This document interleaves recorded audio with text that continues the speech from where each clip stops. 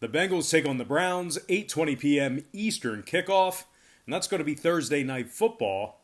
The Browns are the 6-point favorite. Total's 43.5. We're 3-0 in our last three NBA tier package plays on patreon.com/Brock Page. We're also hitting at 80% in our last 15 picks in that same category.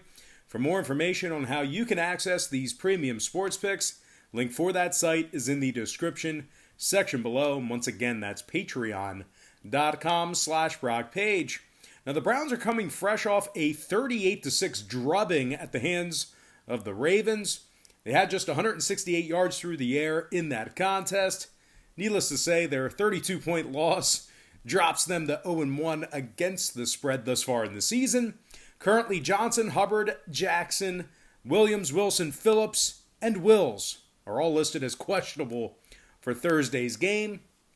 And if you're into historical trends, the Browns have failed to cover the number in 4 out of their last 5 ball games hosting the Bengals. And speaking of Cincy, hey, I don't know what to tell you. They were right in the driver's seat to tie things up in Week 1 against the Chargers. Arguably outplayed them a little bit. They held LA to just 16 total points in that losing effort. Having said that, though, they did cover the number at most shops. And as a result, Cincinnati finds themselves 1-0 against the number to start this season. Now, the Bengals held Los Angeles under 210 yards through the air on Sunday, and they also gave up just 5.1 yards per play. Jermaine Pratt led the defense with 12 total tackles on the afternoon. Sam Hubbard had 9 total tackles himself, 1 tackle for loss. And Josh Bynes also had 8 total tackles and 1.5 TFLs. Now, total-wise, both teams combined for just 19 total points of offense in Week 1.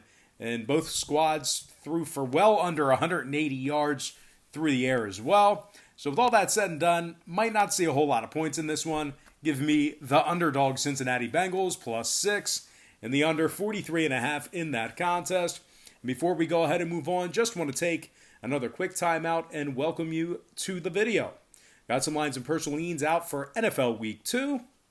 But before we go ahead and dive into some more free content right here on YouTube, I just have to quickly remind you once again that we are 3-0 in our last 3 NBA tier package plays on patreon.com/Brock Page. We're also hitting at 80% in our last 15 picks in that same category as well. For more information on how you can join in on the action, a link for that site is in the description section below. And once again, that's patreon.com/Brock Page. And moving on, we're going to take a look at the Falcons versus the Cowboys. 1 p.m. Eastern start time in Dallas. The Cowboys are the 5-point favorite. Total's 52 and a hook.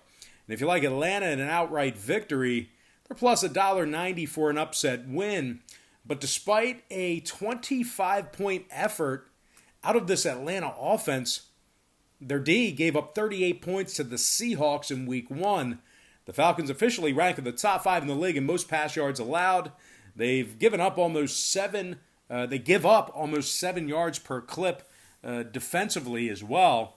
Now, Denard, Harris, Sheffield, and Davidson are all questionable for Atlanta. They're taking on a Dallas squad who was an OPI call away from either tying or winning against the Rams in Week 1. The old acting job by Jalen Ramsey. But anyway, despite only putting up 17 points, this Dallas offense rushed for over 135 yards on the ground. And they do rank in the top 10 in the league in offensive plays run. Zeke Elliott had 22 carries for 96 yards and a touchdown. Dak Prescott was also 3 for 30 on the ground himself. Dak actually completed 64% of his passes for 266 total yards and a touchdown as well. Dallas has won 10 out of their last 13 at Jerry World. They're also 6-1 against the spread in their past 7 seasons in Week 2. So if you're into historical trends or if you're superstitious, that might help you out there. Now, total-wise, 6 out of the Cowboys' last 8 games against the NFC got over the posted total. They'll also have to go to work without star linebacker Leighton Vander Esch. Meanwhile, the Falcons on the other side saw their Week 1 contest fly way over the posted total themselves. This could potentially be a very fun game to watch. Give me the Dallas Cowboys -5 and the over 52 and a hook in that contest. Next matchup, Vikings, Colts. 1 p.m. Eastern kickoff. The Colts are the 3-point favorite at home. Totals 48 points. But despite being the favorite, this Colts defense gave up 27 points to Jacksonville to lose in week 1. They also rushed for just 88 yards. Indy's failed to cover the point spread in 5 out of their last 6 games, of course, dating back to last season. They're taking on a Vikings team who lost to a very good Green Bay squad in week 1, put up a whole bunch of points against them. And as a matter of fact, Minnesota put up 34 points in the losing effort, and they currently rank in the top 3 in the NFL in offensive yards per play. Kirk Cousins was 19 of 25 for 259 yards and a couple of touchdowns. Adam Thielen caught 6 balls for 110 yards and 2 touchdowns. And this Minnesota rushing attack ran for over 130 yards on the ground Sunday. The Vikings have successfully covered the number in 5 out of their last 6 head-to-head meetings with the AFC South. Now, total-wise, not sure we'll see a whole lot of defense, as both teams' defenses gave up a combined 70 points in week 1. Both teams saw totals fly way over the number in week 1 as well. So with all that said and done, give me the Underdog Vikings +3 and the over 48 points in that contest. Next matchup, Jags-Titans, 1 p.m. East. The Titans are the 9-point favorite, totals 42.5. Now the Titans failed to cover the number in week 1, and they scored just 16 total points in that victory. Tennessee ranks in the bottom 10 in the league in yards per play. And they might have to go, to work this week without Beasley, Douglas, Roberson, and Evans, all listed as questionable for Sunday's action. They are taking on a Jacksonville squad who put up 27 points in a winning effort against Indianapolis in week 1. Gardner Minshew threw just 20 times, but he completed a staggering 19 of those passes. Just 1 incompletion. He also threw for 3 touchdowns as well. Cole, Shenault, and DJ Chark also all caught touchdown passes from Minshew on Sunday. Safety Josh Jones had 12 tackles, while Miles Jack had 11 tackles and a sack for the Jaguars. Jacksonville successfully covered the point spread in 3 out of their last 4 contests, and of course that dates back to last year. Now total-wise, this Tennessee Titan offense, they do rank in the top 10 in offensive time of possession. That's thanks to that run-heavy attack. They're in the top 3 in number of plays run.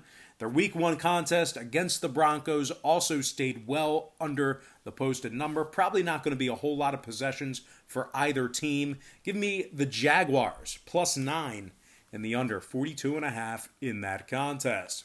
Next matchup, Broncos-Steelers, 1 p.m. Eastern start time. The Steelers are now the 7-point favorite. Heavy money on Pittsburgh in the early wagering here. A lot of movement with regard to the number. Now the total's also 41.5.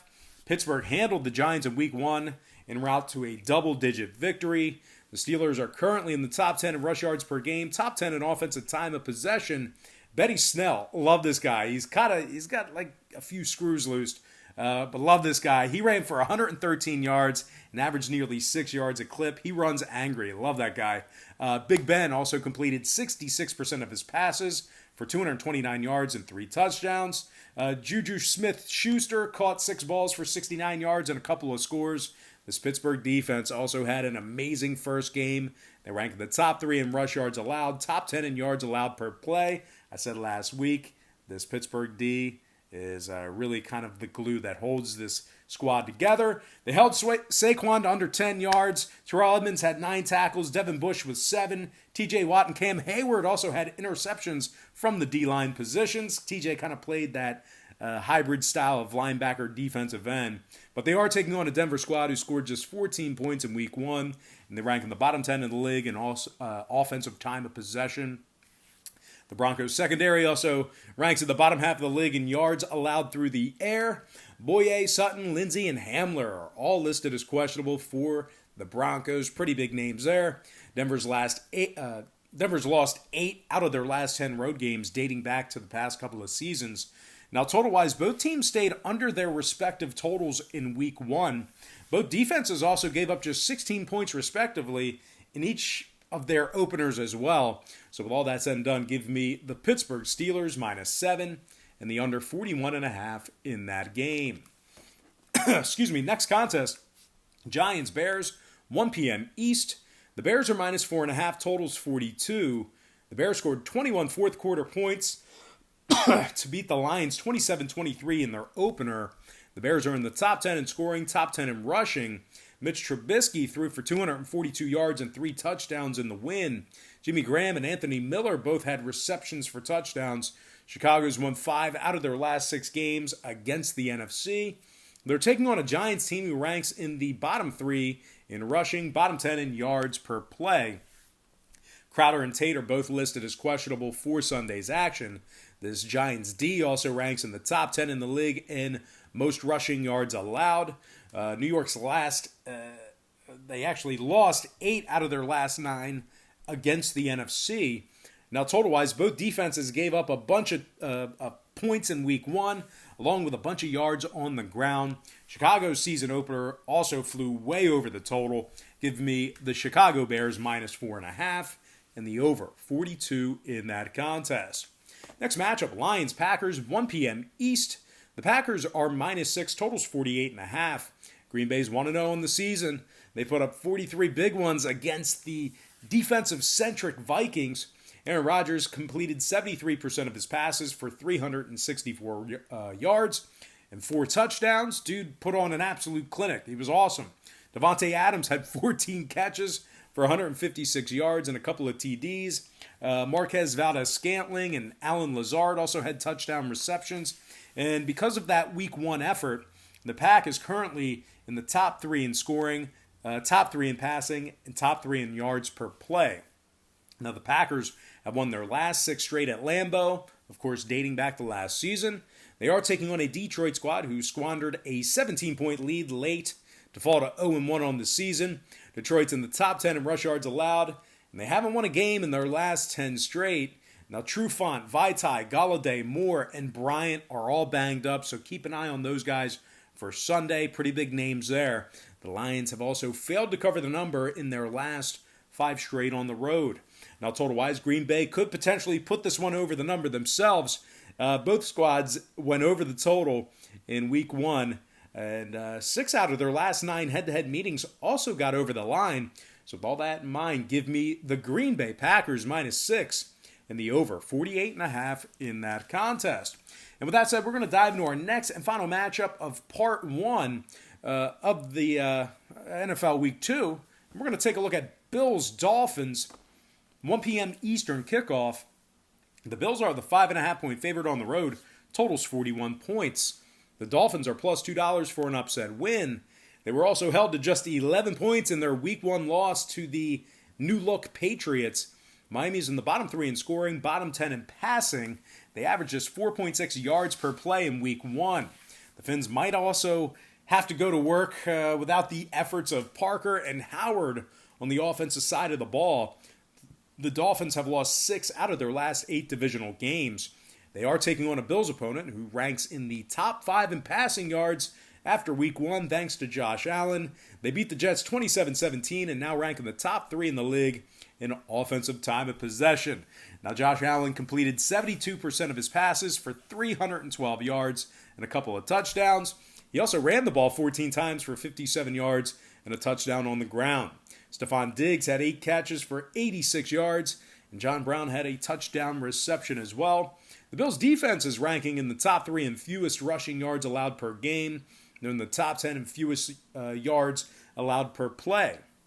Dodson, Murphy, and Addison all each had a sack in Week 1. Matt Milano had an INT from that linebacker position. The Bills are 7-3 in their last 10 meetings with the Fins. They're also 6-3 ATS in their last 9 divisional games. Now, total-wise, Buffalo's 9-2 to the under in their last 11 road games. They also have one of the best defenses in the league. The Dolphins, on the other side, saw their Week 1 matchup with New England fall well under the posted number themselves. So with all that said and done, give me the Buffalo Bills minus 5.5 and the under 41 in that contest. All right, guys, that's going to do it for me. Don't forget to check me out on Patreon. If you guys decide to, get a package here today, just keep in mind, we'll bill you the day you sign up and then the first of every month following that. But most importantly, guys, got to thank you for joining me right here on YouTube. Really hope you enjoyed all this great free content, all this great free information. And with that said, happy Tuesday to you. Best of luck to you. And I look forward to seeing you later on today on my website at patreon.com/BrockPage.